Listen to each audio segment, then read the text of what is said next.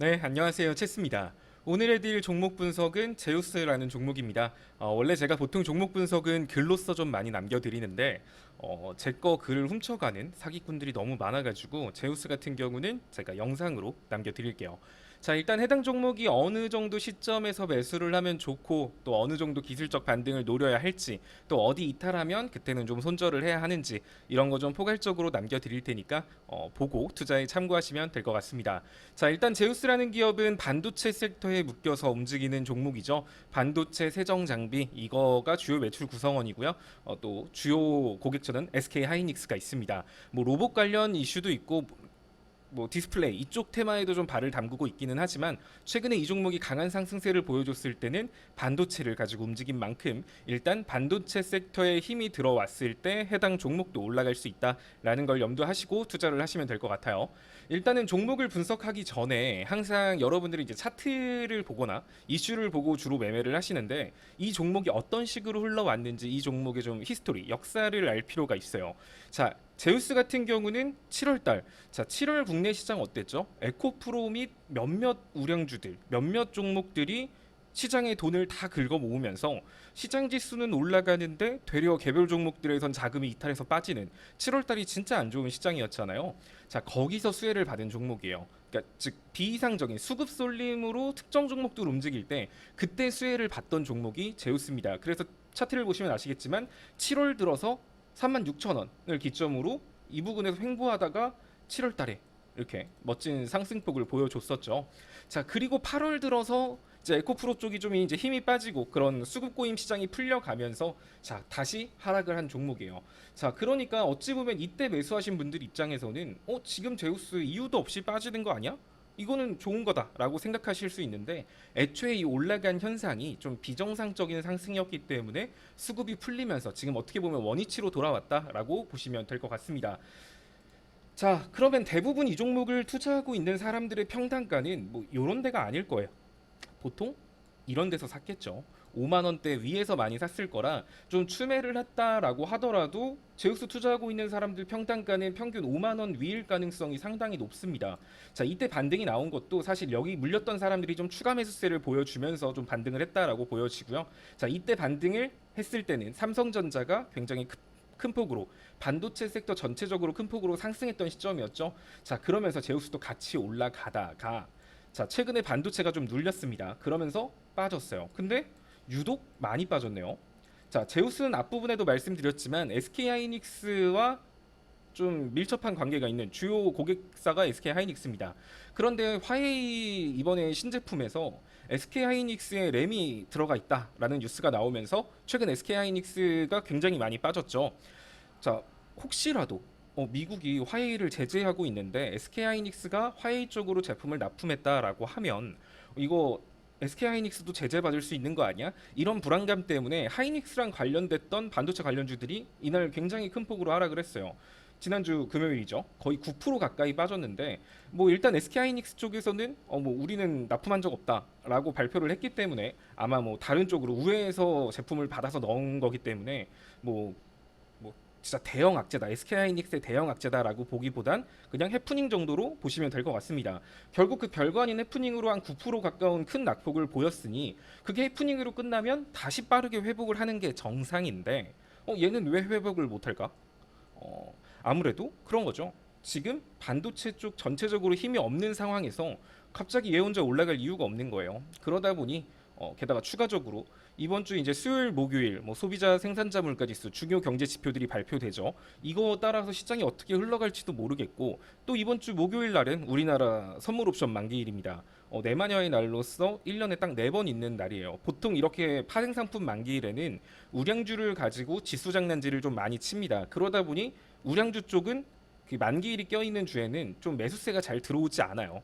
왜냐면 야 이거 만기일날 갑자기 또 우량주 패대기 치는 거 아니야? 요런 불안감이 있기 때문에 내마녀의 날 끝나고 매수하자 요런 심리가 강해지거든요. 따라서 이번 주는 반도체가 힘을 보여주기 좀 힘든 한 주입니다. 뭐 반대로 말해서 목요일 날 반도체를 가지고 지수 장난질을 친다. 위로 끌어올리면서 지수 장난질을 칠 수도 있을 거예요. 하지만 어찌 됐든 이러한 굵직한 이슈들이 있다 보니 지금 현 시점에서 반도체는 적극적인 매수세가 들어오기보다는 관망세가 좀 더 크다라는 거죠.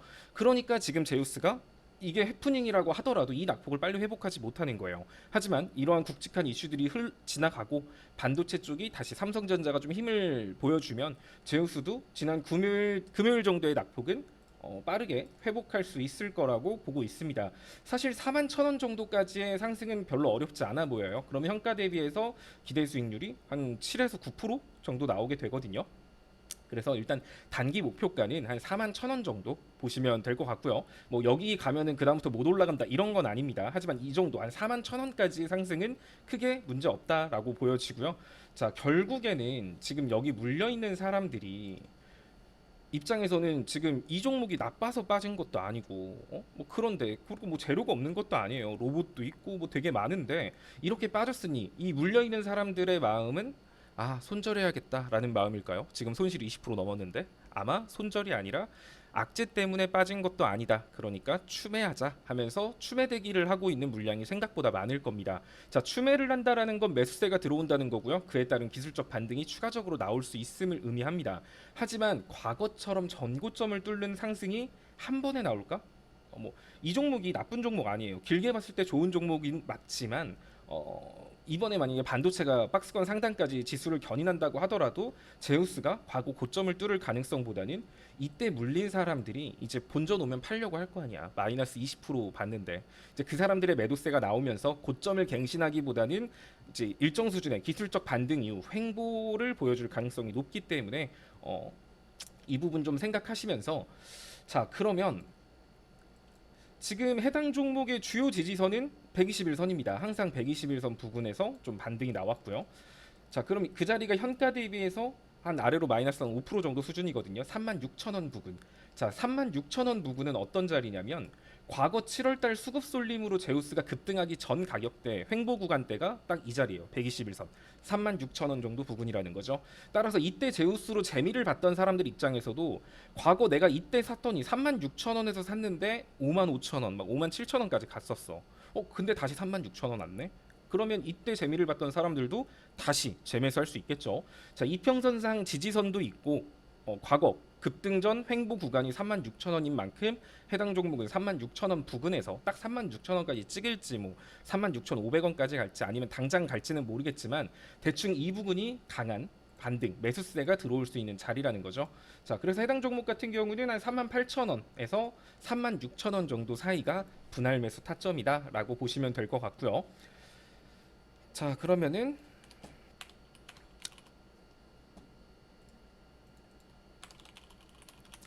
자, 해당 종목은 분할 매수 타점. 이거는 어떻게 하면 올라갈 수 있다? 반도체가 상승하면 올라간다. 반도체가 언제 상승할 수 있을까? 이번 주는 소비자 물가 지수, 생산자 물가 지수, 내마녀의 날 등등 우량주한테는 좀 불리한 이슈들이 좀 많이 깔려 있는 날이기 때문에 이 결과를 보고 반도체가 움직일 수 있겠죠. 자, 그러면 빠르면 이번 주 목요일 혹은 이번 주 수요일, 뭐 늦으면 다음 주 정도에 뭐 지금 이런 지표들이 정말 시장을 깜짝 놀라게 할 만큼 쓰레기적인 모습을 보이지 않는다면 어지간하면 다음 주 정도면은 반도체가 다시금 상승세를 탈 것 같거든요. 자, 그렇다면 얘도 이제 그 시점에 맞춰서 움직일 수 있고 그때까지 뭐 분할 매수한다 생각하시면 되겠죠.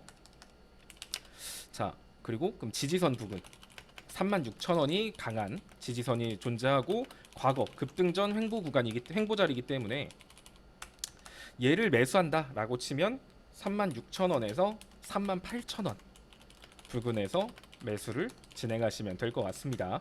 뭐 목표가 같은 경우는 막 전고점 이렇게 보면 안 된다라고 했죠. 아무래도 이제 위에 물렸던 사람들이 지금 다 악성 매물대가 됐기 때문에 지금 이 사람들 손실 진짜 크거든요. 그래서 본전만 오면 매도하고 싶은 심리가 너무 강해질 거예요. 그러면은 그것보다 더 강력한 매수세로 찍어 누르면서 올라가야 되는데 지금 당장 그럴 만한 게 있을까? 뭐 그럴 수도 있겠지만 그렇 가능성이 그렇게 높진 않아 보인다. 따라서 일단은 최근 SK하이닉스발 이슈로 떨어졌던 이 당시에 떨어졌던 낙폭 정도 이거를 1차 목표가로 잡는 거예요. 자, 그럼 1차 목표가는 41,000원 부근이 되겠죠. 자, 자, 사실 이거는 별로 어렵지 않은 좀 반등만 나 36,000원만 깨지 않는다면 사실 41,000원은 그렇게 어려운 자리가 아니에요. 여기까지는 갈 거라 이쪽을 보시면 될 것 같고, 근데 이거를 여러분들이 뭐 저는 제우스를 되게 고점에 물려 있어요 하시는 분들 계실 거예요. 그럼 이분들은 평단 조절을 이번 기회에 좀 하셔서 나올 생각을 하셔야 됩니다. 자, 그런데 이 주식이 참 재밌는 게 절대 물린 사람들 평단을 쉽게 주지 않아요. 여러분들도 그냥 모르겠다 홀딩하자 하고 이렇게 방치했던 종목들 보면은 내 평단 근처까지만 왔다가 떨어져요. 그러니까 내가 평단이 5만 원이야. 그럼 막 한 4만 7천 원, 8천 원 갖고 이게 조금만 더 오르면 된다 이제. 한 3, 4%만 더 오르면 돼. 이때쯤 다시 떨어집니다. 그게 어쩔 수 없어요. 이게 그렇기 때문에 그냥 지금 내가 평단을 높게 가지고 있다. 5만 원 위 평단을 가지고 있으면 평단 조절은 한번 하시는 게 좋다라고 보여집니다.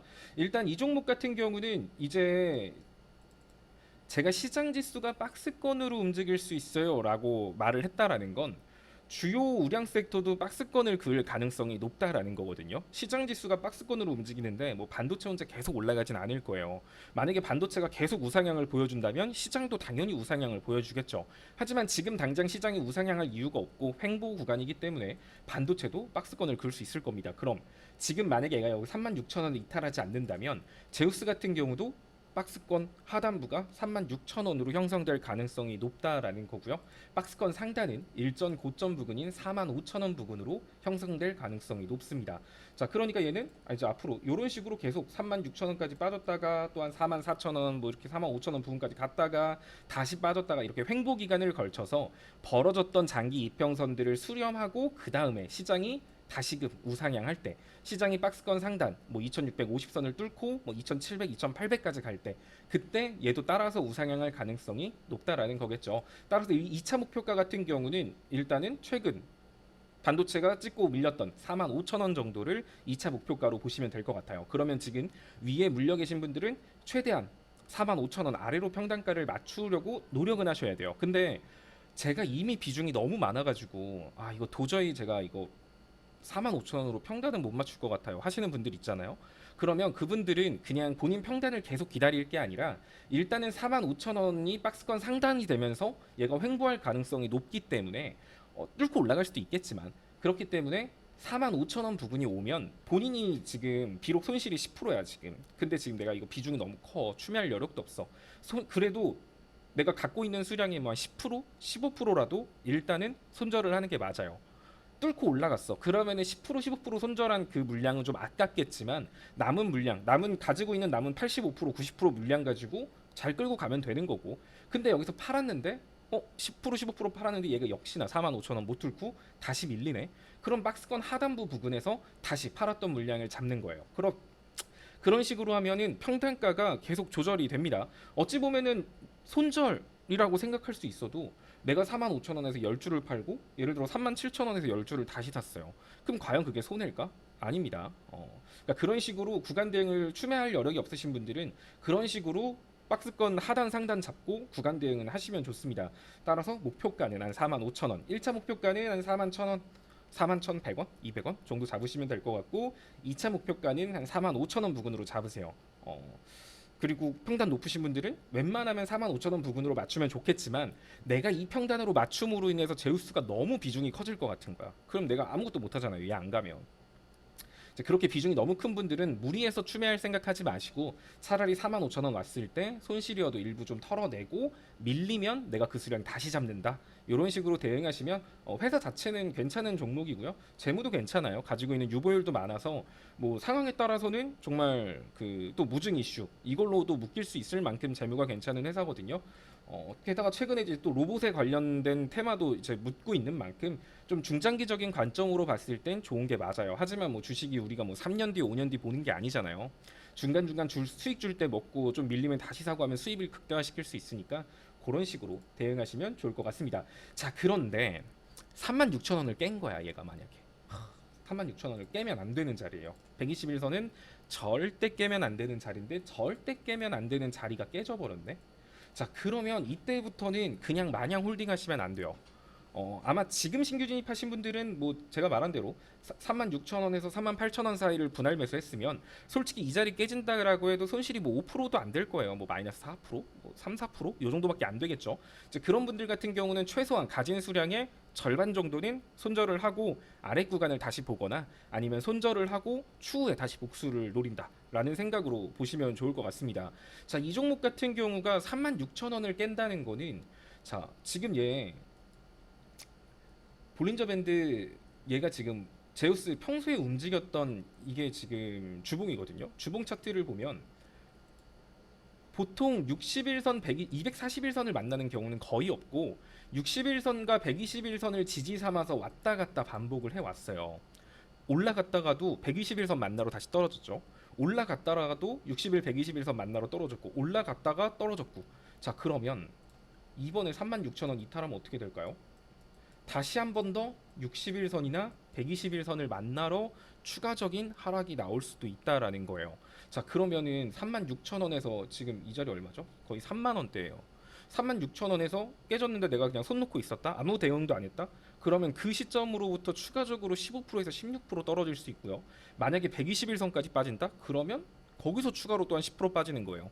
그럼 손실이 진짜 커질 수 있겠죠. 따라서 36,000원 이탈했을 때는 그냥 차라리 주봉상 내가 61선 오면은 그때 복수한다. 그런 생각으로 좀 손절을 좀 하시는 게 맞지 않나. 근데 또 회사가 나쁘지 않으니까 또 그래도 좀 미련이 생겨야 하시는 분들은 비중이라도 줄이고 한 절반 정도라도 비중을 줄이고 36,000원 오면 그 비중 다시 들어가세요. 그런 식으로 대응을 하시는 게 현명하다라고 보여집니다. 또 월봉 차트에서도 지금 볼벤 상단을 좀 크게 벗어난 종목이기 때문에 볼벤 상단 자 볼린저 밴드의 특성 같은 경우는 주가는 볼벤 상단을 타고 올라가는 움직임을 보여줍니다. 그러니까 볼벤 상단을 과하게 이탈하면 다시금 볼벤 상단 한번 만나고 반등 나오는 그런 모습을 많이 보여주거든요. 자 그럼 얘가 만약에 지금 월봉상 볼벤 상단까지 밀리면 얼마죠? 그 자리가 33,000원이에요. 36,000원 이탈하면 일단 아래로 10% 가까이는 추가 하락할 수 있기 때문에 36,000원짜리 여기 이탈하면은 진짜 꼭 비중이라도 일부 줄여놓고 추후 대응 구간을 보시는 게 맞다라고 보여집니다. 일단은 지금 제가 말한 대로 접근한다라고 하면 매수 타점은 36,000원에서 38,000원 사이. 자 그리고 2번 매도 타점은 1차는 1차 목표가는 4만 뭐 한 800원 잡죠. 4만 800원, 41,200원. 그럼 기대 수익률 한 7에서 한 14% 정도까지 나올 수 있을 거예요. 만약에 36,000원까지 밀려준다라고 하면 자 2차 목표가는 아까 말한 것처럼 얘는 45,000원 부근이 박스권 상단이 될 가능성이 높기 때문에 44,000원에서 45,000원 사이. 그러면 기대 수익률이 거의 뭐 15% 이상이죠. 뭐 거의 뭐 20% 가까이 될 수도 있겠네요. 이렇게 보고 접근하시면 될 것 같습니다. 자 손절은 36,000원 이탈 시, 종가 이탈 시엔 최소 절반 이상은 줄이기. 요거를 좀 기억하시면 될 것 같아요. 그럼 얘는 언제 올라갈 수 있을까요? 빠르면 수요일 이후, 늦으면 다음 주 초중반. 좀 요렇게 보시면 될 것 같아요. 근데 진짜 근데 이거는 사실 소비자 물가 지수, 생산자 물가 지수를 보고 말씀을 드리는 게 아니기 때문에 이 결과에 따라서 뭐 어떻게 될지 모르지만 어쨌든 이런 식으로 최소한의 안전 장치는 잡아놓고 매매를 하시면 뭐 괜찮은 종목이라고 보여집니다. 근데 또 이렇게 보면은 뭐 또 괜찮은 종목이라고 하니까 난 계속 홀딩 할랍니다. 또 이러시는 분들도 계실 거야. 근데 뭐 또 내가 뭐라고 한들 뭐 그분들이 말을 듣겠어. 여튼 이거 보시고 투자를 하시면 손실을 보더라도 그렇게 큰 손실 아니게 마무리할 수 있을 거고요. 기대 수익률도 꽤 높은 종목이니까 한번 눈여겨 보셔도 좋을 것 같습니다.